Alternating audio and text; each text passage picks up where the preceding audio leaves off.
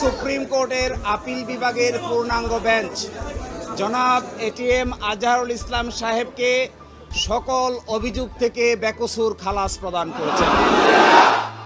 ৭১-এর মানবতা বিরোধী অপরাধের মামলায় মৃত্যুদণ্ডাদেশের বিরুদ্ধে জামায়াতে ইসলামীর নেতা এটিএম আজহারুল ইসলামকে মৃত্যুদণ্ড থেকে খালাস দিয়েছেন আপিল বিভাগ। মঙ্গলবার সকালে প্রধান বিচারপতি ডক্টর সৈয়দ রেফাত আহমেদের নেতৃত্বে ৭ বিচারপতির পূর্ণাঙ্গ আপিল বেঞ্চ এ রায় ঘোষণা করেন। বাংলাদেশের বিচার বিভাগের ইতিহাসে এই প্রথম মানবতা বিরোধী অপরাধের মামলায় মৃত্যুদণ্ডপ্রাপ্ত কোনো ব্যক্তি আপিল বিভাগের রায়ে খালাস পেলেন। এই রায়ের ফলে জামায়াত নেতা আজহারুল ইসলামের মুক্তিতে বাধা নেই বলে জানিয়েছেন আইনজীবীরা। আজকে থেকে এখন থেকে জামায়াতে ইসলামীর সাবেক ভারপ্রাপ্ত সেক্রেটারি জেনারেল জনাব ATM Azharul Islam is an innocent man.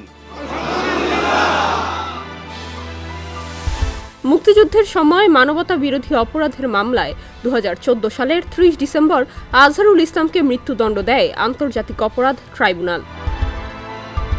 রায়ে বলা হয়েছিল ৭১-এ এটিএম আজহারুল ইসলাম ছিলেন ইসলামী ছাত্র সংঘের জেলা কমিটির সভাপতি। সে সময় তার নেতৃত্বেই বৃহত্তর রংপুরে গণহত্যা চালিয়ে ১৪০০রও বেশি মানুষকে হত্যা, বহু নারীকে ধর্ষণ ও অপহরণ, নির্যাতনের ঘটনা ঘটেছিল। RICL TMX যুগের পর যুগ স্থাপনা থাকে মজবুত। ওই রায়ের বিরুদ্ধে ২০১৫ সালের ২৮ জানুয়ারি আপিল করেন আজহার। শুনানি শেষে ২০১৯ সালের ৩১ অক্টোবর আপিল বিভাগ মৃত্যুদণ্ড বহাল রাখে।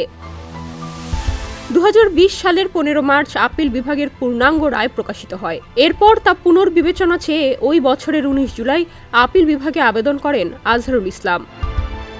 জুলাই অভ্যুত্থানে সরকার বদলের পর পরিবর্তিত প্রেক্ষাপটে আপিল বিভাগ গত ২৬ ফেব্রুয়ারি রিভিউ শুনে ফের আপিল শুনানির সিদ্ধান্ত দেয়। এটাই মানবতা বিরোধী অপরাধের প্রথম মামলা যা রিভিউ পর্যায়ে আসার পর ফের আপিল শুনানির অনুমতি পায়। ৭১-এ যুদ্ধাপরাধের অভিযোগে ২০১২ সালের ২২ অগস্ট মগবাজারের বাসা থেকে আজহারকে গ্রেপ্তার করা হয়। তখন থেকেই তিনি কারাগারে আছেন। আজহারের মুক্তির দাবিতে সারা দেশে সমাবেশ, বিক্ষোভ কর্মসূচি পালন করে তার দল জামায়াতে ইসলামী। ডেস্ক রিপোর্ট, সমকাল।